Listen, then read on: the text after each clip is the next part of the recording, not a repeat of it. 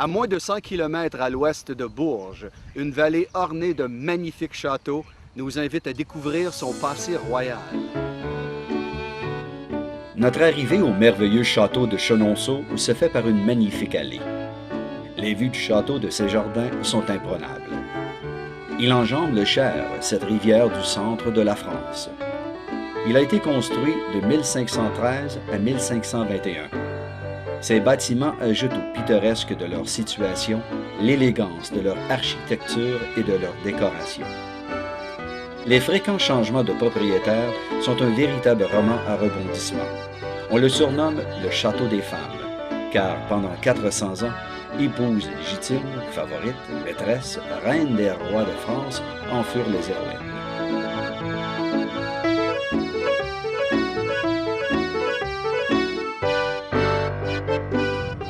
Catherine Brissonnet dirige les travaux de construction, mais une fois terminé, il devient un rendez-vous de chasse pour François Ier. En 1547, le jeune roi Henri II l'offre en cadeau à sa maîtresse Diane de Poitiers. Elle a 20 ans de plus que lui. Considérée comme très séduisante et préférée du roi, elle est une habile gestionnaire et participe à plusieurs améliorations du château. Malheureusement, la mort accidentelle du roi, la reine, lui force de quitter. L'ex-favorite se retire au château d'Annet et meurt 7 ans plus tard. La nouvelle propriétaire et femme du roi, Catherine de Médicis, a le goût des arts et du faste. Elle fait tresser un parc et de somptueux jardins, sur le pont une galerie à 2 étages. Les fêtes très dispendieuses et fréquentes se succèdent. Repas bien arrosés, danses, mascarades, feux d'artifice, rien ne manque à ces réjouissances. En 1577, son fils Henri III préside un festin champêtre qui fait sensation au coût de 100 000 livres, 10 fois la somme déboursée à l'achat de Chenonceau. Catherine de Médicis lègue le château à sa belle-fille Louise de Lorraine, femme d'Henri III. Après l'assassinat du roi, Louise se retire au château pour entreprendre un deuil de 11 ans. Madame de Dupin, femme de général, utilise le château comme lieu de rendez-vous des célébrités de l'époque. En 1864, Madame Belouse achète Chenonceau, fait la restauration du château l'affaire de sa vie. Aujourd'hui, le château est la propriété de la famille Meunier.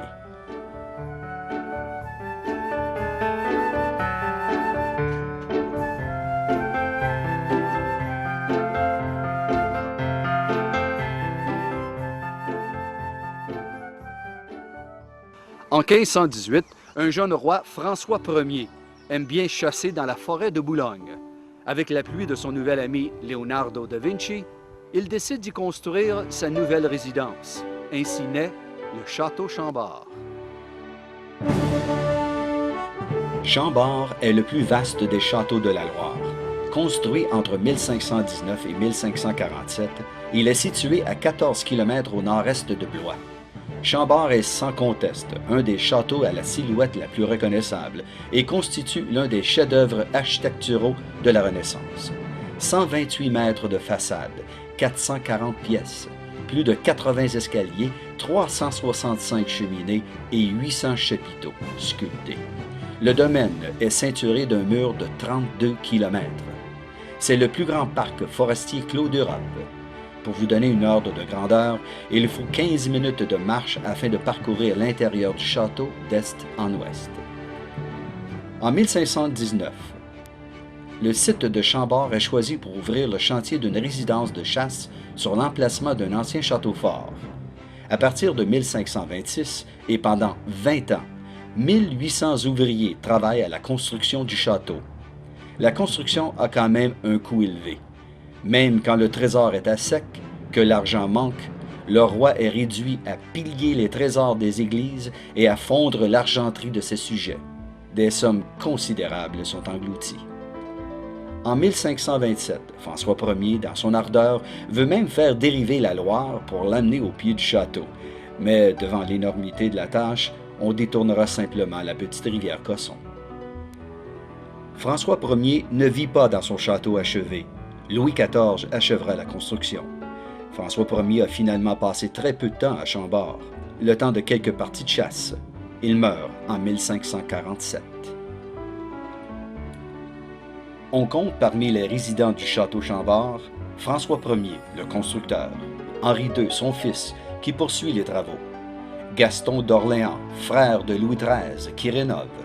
Louis XIV crée son appartement au centre. Et en 1670, Molière donne sa première représentation du bourgeois gentilhomme dans la salle des gardes. Le beau-père de Louis XIV, le roi de Pologne en exil, choisit Chambord.